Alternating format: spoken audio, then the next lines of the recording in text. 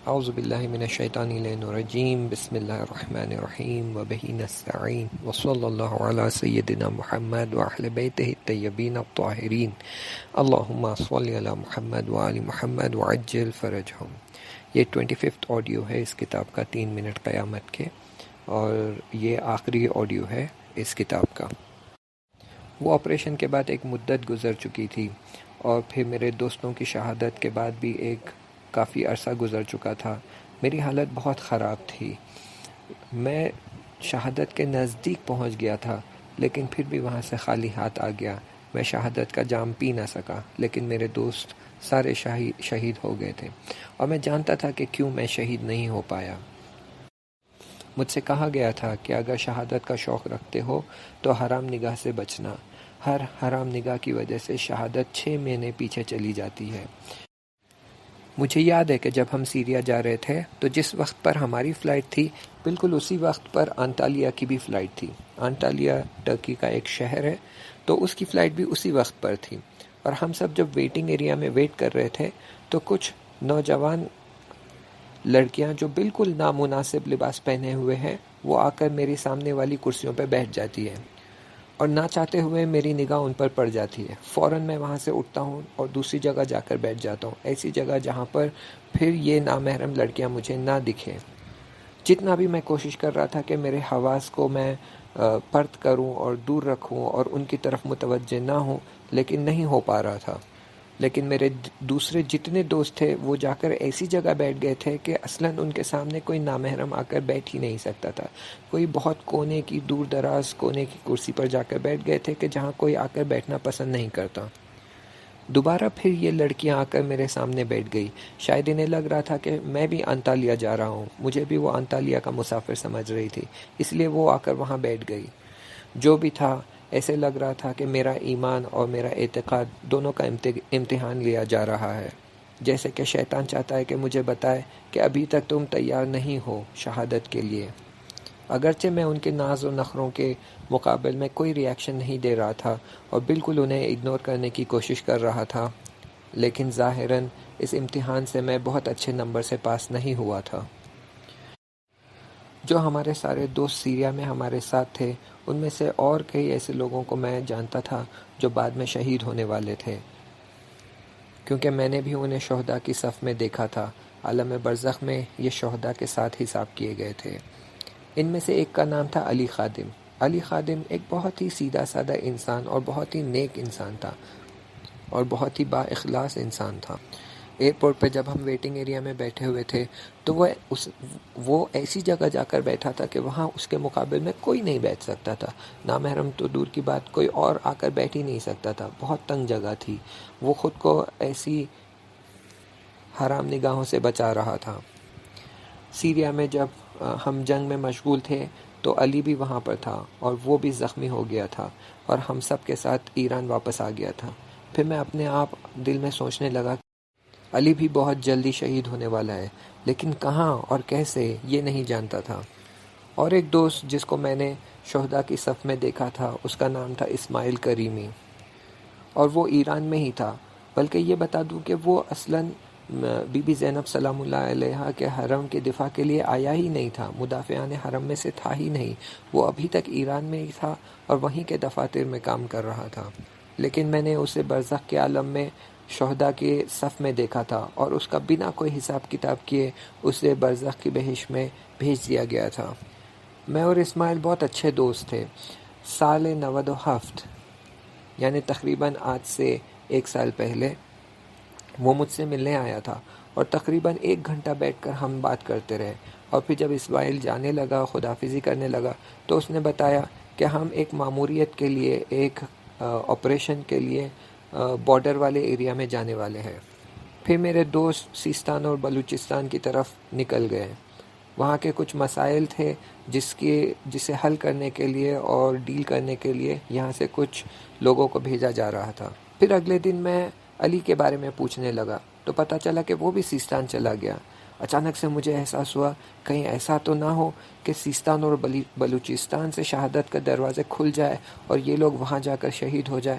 پھر میں بھی کوشش کرنے لگا اور جلدی میں نے مین آفس کو لیٹر لکھا، ہیڈ آفس کو، اور اصرار کرنے لگا کہ مجھے بھی اجازت دے میں سیستان اور بلوچستان چلا جاؤں، لیکن میری درخواست کو رد کر دیا گیا اور مجھے اجازت نہیں دی کہ میں وہاں جا سکوں۔ تھوڑا وقت گزر چکا تھا، میں کنٹینیوسلی میرے دوستوں کے ساتھ کنیکشن میں تھا، میں بار بار ان سے پوچھ تاچھ کرتے رہتا تھا کہ وہ کیسے ہیں، کیا حال ہے اور کیا عملیات کر رہے ہیں۔ پھر بعد میں یہاں پر بہمن ماہ کے 97 سال میں، یعنی آج سے تقریباً 6 مہینے پہلے، ایک خبر آئی۔ خبر بہت چھوٹی تھی لیکن مجھے بہت بڑا شوق لگا۔ ایک بس میں جو لوگ اپنی ماموریت اور آپریشن اور ذمہ داری کو تمام کر واپس لوٹ رہے تھے تو وہابی ٹولے نے اس بس پہ حملہ کر دیا اور اس بس میں بیٹھے تمام لوگ شہید ہو گئے۔ اگلے دن میں میرے دوستوں کے بارے میں معلومات کرنے کی کوشش کر رہا تھا، جاننا چاہ رہا تھا کہ وہ سیستان اور بلوچستان جو گئے تھے وہ کہاں ہیں، مخصوصاً علی خادم اور اسماعیل کریمی۔ پتہ چلا اگلے دن جو لسٹ چھپی تھی جس میں شہداء کے نام لکھے ہوئے تھے، پتہ چلا اس میں علی خادم اور اسماعیل کریمی کا بھی نام تھا۔ پھر میں بھی ان میرے دوستوں کی شہادت کے بعد میں بھی ایسٹرن بارڈر کی طرف چلا گیا۔ وہاں پر ایک مدت تک وہاں کے عملیات میں شامل رہا اور وہاں پر مشغول رہا، لیکن وہاں شہادت کی کوئی خبر نہیں تھی۔ پھر ایک دن میں نے 2 سپاہیوں کو دیکھا جو ہمارے بخش میں آئے ہوئے تھے، ہمارے اسٹیشن پہ آئے ہوئے تھے۔ انہیں دیکھ کر میری حالت بدل گئی۔ میں نے دیکھا کہ یہ 2 لوگ بھی ان میں سے تھے جن کو میں نے عالم برزخ میں شہداء کی صف میں دیکھا تھا۔ یہ بھی وہ لوگ تھے جن کا حساب کتاب کیے بنا سیدھے برزخی بہشت کی طرف بھیج دیا گیا تھا۔ تاکہ مجھے پورا اطمینان حاصل ہو جائے، میں ان کے پاس گیا اور پوچھنے لگا، آپ دونوں کا نام محمد ہے کیا؟ انہوں نے کہا ہاں۔ پھر وہ ویٹ کر رہے تھے کہ میں کوئی اور بات کروں گا اور بات کو آگے بڑھاؤں گا، لیکن یہ بات اور ان کا جواب سن کر میری حالت اور بدل گئی۔ پھر میں ان سے خداحافظی کر کے وہاں سے نکل گیا۔ پھر ایک دن میں ہمارے ادارے کے نماز خانے میں نے 2 جوان کو دیکھا وہاں بیٹھے ہوئے تھے۔ انہیں دیکھ کر مجھے یاد آ رہا تھا کہ میں نے انہیں کہیں دیکھا ہے۔ پھر میں ان کے پاس گیا، میں نے انہیں سلام کیا، ان کے احوال پرسی کی، اور پھر میں ان سے کہنے لگا کہ میں نہیں جانتا میں نے تمہیں کہاں دیکھا ہے، لیکن تمہارا چہرہ مجھے بہت زیادہ آشنا اور پہچانا لگ رہا ہے۔ کیا تم مجھے اپنا فیملی نیم بتا سکتے ہو تاکہ میں تمہارا سر نیم سنوں تو مجھے یاد آ جائے کہ میں نے تمہیں کہاں دیکھا ہے؟ تو پہلے والے نے اپنا سر نیم بتایا۔ جیسے ہی میں نے اس کا سر نیم سنا، میرے صورت کا رنگ بدل گیا، میرے چہرے کا رنگ بدل گیا، کیونکہ مجھے وہی آپریشن تھیٹر کی ساری باتیں یاد آنے لگی۔ اور پھر فوراً میں نے ان کے بازو جو شخص بیٹھا ہوا تھا جوان، اس سے کہنے لگا کہ تمہارا نام بھی شاید پھر حسن آغا ہوگا، صحیح کہہ رہا ہوں؟ اس نے کہا ہاں۔ لیکن پھر سے ان 2 جوانوں کی باتیں سن کر اور ان کا جواب سن کر میرے چہرے کا رنگ بدل گیا تھا اور میری حالت بدل گئی تھی۔ میں نے ان سے خداحافظی کی اور وہاں سے چلا گیا۔ پھر میں اپنے ذہن میں ٹٹولنے لگا کہ اور کون کون لوگ تھے جن کو میں نے وہاں دیکھا تھا عالم برزخ میں شہداء کے صف میں، اور کون ایسے لوگ تھے جنہیں میں وہاں دیکھ چکا ہوں اور یہاں بھی وہ ابھی زندہ ہے۔ پھر مجھے 5 لوگ ایسے ملے جو پہلے میرے ہی ادارے میں، میرے ہی بخش میں کام کرتے تھے، لیکن ابھی الگ الگ بخش میں چلے گئے اور الگ الگ ایریا میں کام کر رہے ہیں، لیکن میں نے انہیں وہاں شہیدوں کی صف میں دیکھا تھا، اور وہ 5 لوگ ایک ساتھ شہید ہوئے تھے۔ پھر کچھ اور لوگوں کو میں نے دیکھا کہ وہ بھی شہید ہوئے تھے۔ اگرچہ وہ 3 منٹ میرے لیے بہت سخت تھے اور میں انہیں بھلا نہیں سکتا، لیکن کئی ایسی چیزیں ہیں جو میرے ذہن میں نہیں ہیں، لیکن دھیرے دھیرے جب میرے سامنے وہ آ جاتے ہیں، وہ لوگ یا وہ موقع آ جاتا ہے، تو وہ پھر ساری باتیں مجھے یاد آنے لگتی ہے۔ کچھ دن پہلے میں اپنے دفتر میں بیٹھا ہوا اپنے میز پہ کام کر رہا تھا، اچانک ایک مسئول وہاں پر آیا اور وہ مجھ سے کہنے لگا، سلام، کیسے ہیں، ٹھیک ہو، پہچانا مجھے یا بھول گئے؟ مجھے بالکل یاد نہیں آ رہا تھا یہ کون ہے۔ پھر انہوں نے خود مجھے بتایا کہ 10 سال پہلے میں تمہارے ساتھ فلان ادارے میں کام کرتا تھا، ہم ایک ہی دفتر میں کام کرتے تھے، اتنا جلدی بھول گئے؟ میں نے تمہاری وہ کتاب پڑھی ہے، 3 منٹ قیامت کے۔ جب میں نے پڑھا تو میں سمجھ گیا تھا کہ یہ کتاب تمہارے بارے میں ہے، سچ کہہ رہا ہوں نا؟